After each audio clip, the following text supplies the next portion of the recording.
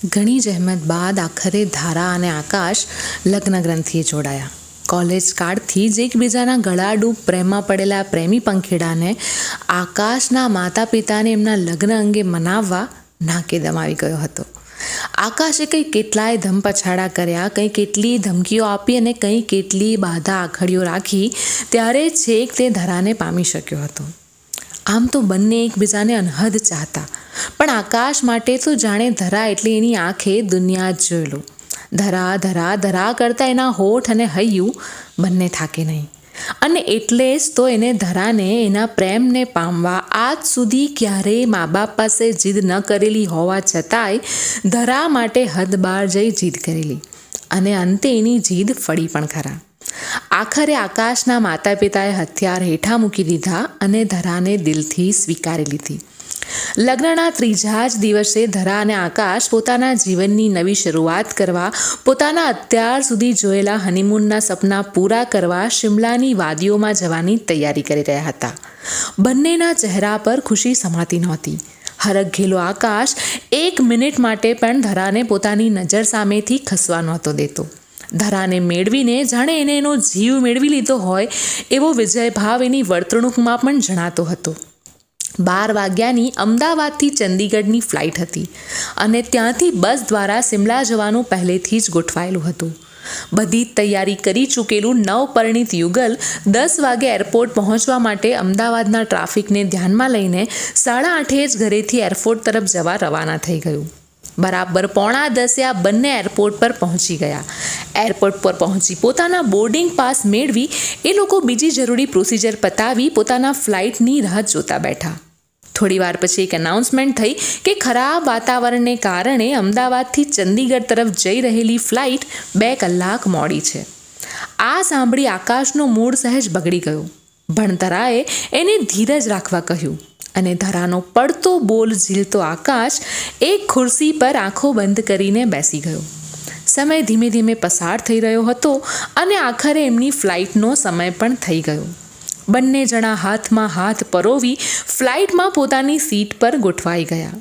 હૈયામાં હરખની હેલી અને આંખોમાં અરમાનો સાથે ધરા આકાશના ખભે માથું રાખી એનું બાવડું પોતાના હાથમાં પકડી બેસી ગઈ. આમ તો અમદાવાદથી ચંદીગઢનું અંતર નજીવ હતું, એટલે 3 કલાકમાં તો એ લોકો ચંદીગઢ પહોંચી જશે એવી ગણતરી આકાશની હતી. પણ કહેવાય છે ને કે કુદરતના ખેલ નિરાળા જ હોય. ખરાબ વાતાવરણે ગંભીર સ્વરૂપ પકડ્યું. ફ્લાઇટ હવામાં હાલક ડોલક થવા લાગી. પાયલોટે પોતાનો કાબુ ગુમાવ્યો અને અંતે જે ન થવાનું હતું એ થઈ ગયું. ફ્લાઇટ ક્રેશ થઈ ગઈ. પાયલોટે ઇમરજન્સી લેન્ડિંગનો પ્રયાસ કર્યો, પણ એને સફળતા ન મળી. ઘણા લોકોએ પોતાનો જીવ ગુમાવ્યો.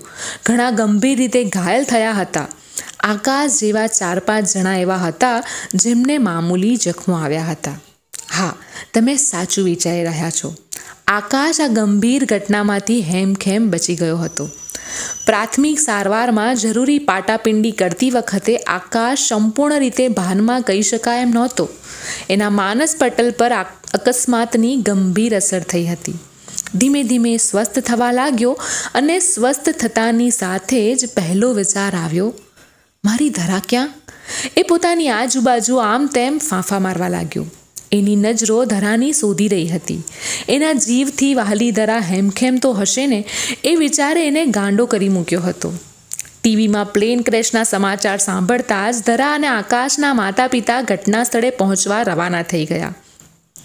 આકાશે પોતાના પાટાપિંડી કરતી નર્સને ધરા વિશે પૂછ્યું, પણ નર્સ પાસે આ અંગે કોઈ માહિતી નહોતી. એ આકાશને ડૉક્ટર પાસે વધુ માહિતી મેળવવા માટે મળવાનું કહી ત્યાંથી બીજા દર્દીઓની પાટાપિંડી કરવા ચાલી ગઈ.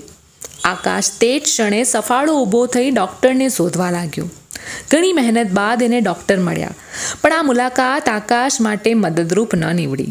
ડૉક્ટરે પણ નર્સની જેમ માહિતી ન હોવાનું કહી ચાલતી પકડી.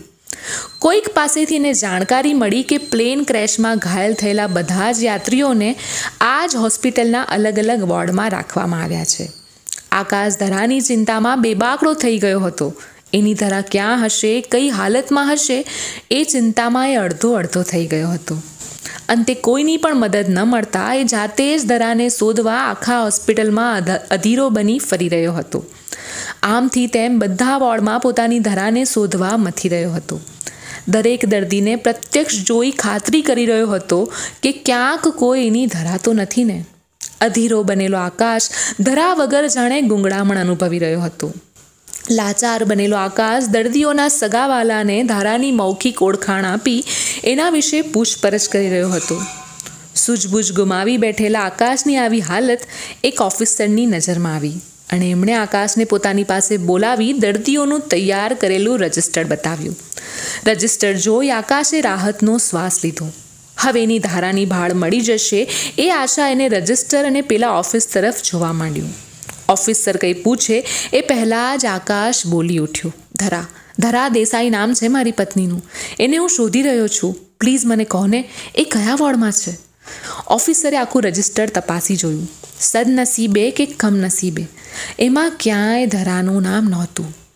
આકાશે ફરી એકવાર ચેક કરી લેવા કહ્યું એટલે એમણે આકાશની ખાતરી માટે ફરી જોયું. ફરી એ જ જવાબ.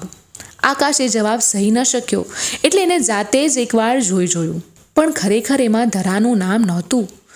ઓફિસર આકાશના ખભા પર હાથ મૂકી એને સાંત્વના આપતા એકવાર કોલ્ડ સ્ટોરેજમાં જ્યાં પ્લેન ક્રેશમાં મૃત વ્યક્તિઓના શબ મૂકવામાં આવ્યા છે એ રજિસ્ટર જોઈ લેવા કહ્યું. આટલું સાંભળતા આકાશના પગ તળેથી જમીન ખસી ગઈ. આવું તો એને વિચાર્યું પણ નહોતું. નાનો મોટો ઘાવ આવી શકે ધરાને, પણ ધરા એને છોડીને જ ચાલી જાય એવું વિચારવું એના માટે ક્ષમ્ય જ નહોતું. એ ઓફિસરથી 2 ડગલા પાછળ ખસી ગયો.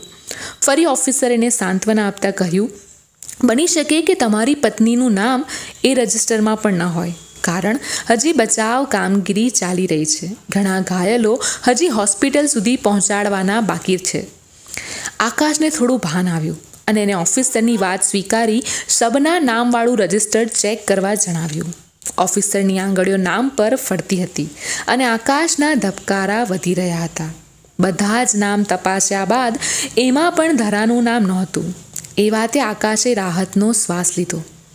હવે પ્રશ્ન એ હતો કે આખરે ધરા છે ક્યાં? આકાશ હવે ઘટના સ્થળ પર પહોંચ્યો. ઠેર ઠેર ટોળા જામેલા હતા. રુદન અને આક્રંદ વચ્ચે માહોલ તંગ લાગી રહ્યો હતો.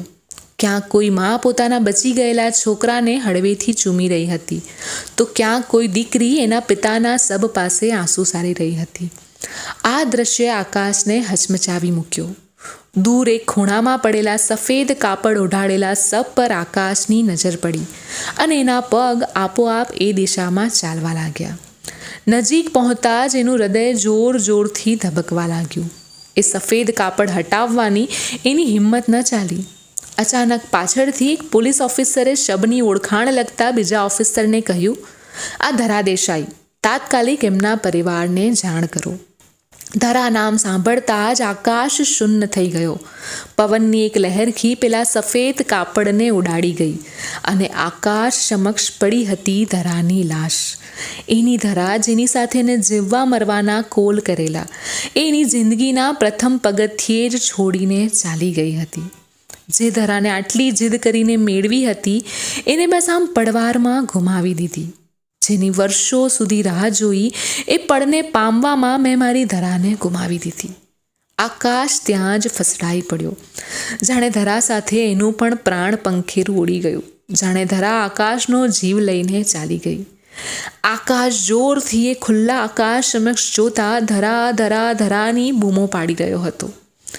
અચાનક જાણે સોય ભૂકાઈ હોય એવો અનુભવ થતાં આકાશે આંખો ઉઘાડી.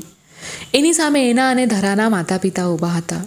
આજુબાજુ નજર કરતાં જણાયું કે પોતે હોસ્પિટલમાં છે અને હમણાં જ નર્સ એને એક ઇન્જેક્શન આપીને ગઈ છે. એ સમજી નહોતો શકતો કે શું થઈ રહ્યું છે.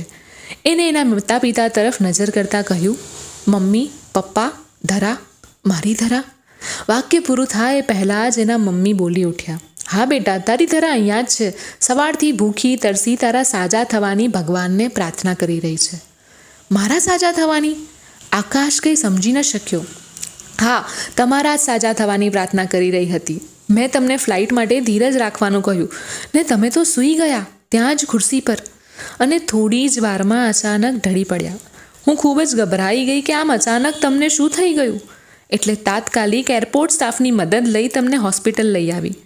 ડૉક્ટરે તમારું બીપી લો થઈ ગયું હોવાનું નિદાન કર્યું છે. હું સાચે ખૂબ જ ગભરાઈ ગઈ હતી.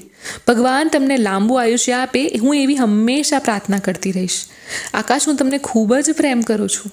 તમારા વગર ક્યારેય નહીં જીવાય. દરવાજામાં પ્રવેશતા અને આકાશની બાજુમાં બેસીને બોલતા બોલતામાં તો ધરાની આંખો ચોધાર આંસુ વહેવા લાગી. આકાશ સમજી ચૂક્યો હતો કે એને ખૂબ જ ખરાબ સપનું જોયું હતું. રડતી ધરાને ચૂપ કરાવતા આકાશે બસ એટલું જ કહ્યું, ધરા, તું ક્યારેય ભગવાન પાસે મારા એકલાનું આયુષ્ય નહીં માગે. આપણા બંનેને લાંબુ આયુષ્ય મળે એવું જ માગીશ. એવું આજે તું મને વચન આપ.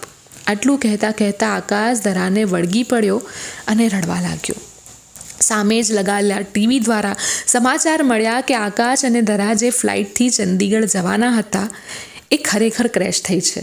બધા ભગવાનનો આભાર માનવા લાગ્યા, કારણ આકાશની અનાયાસે બગડેલી તબિયતને કારણે એમની ફ્લાઇટ મિસ થઈ ચૂકી હતી અને એમના માટે ગંભીર અકસ્માત ટળી ગયો હતો. ફરી અકસ્માતવાળું સપનું યાદ આવી જતાં આકાશે ધરાને પોતાના બાહુપાશમાં જકડી લીધી અને બોલ્યો, હું તને ક્યારેય ખોવા નથી માગતો, ક્યારેય નહીં. જો તમને મારી આ વાર્તા પસંદ પડી રહી હોય તો એને લાઈક અને શેર કરવાનું ચૂકતા નહીં અને મારી ચેનલ કોમલની કલમ એને અચૂક સબસ્ક્રાઈબ કરી લેજો, જેથી કરીને તમે આવી જ વાર્તાઓ સાંભળતા રહી શકો. Thank you.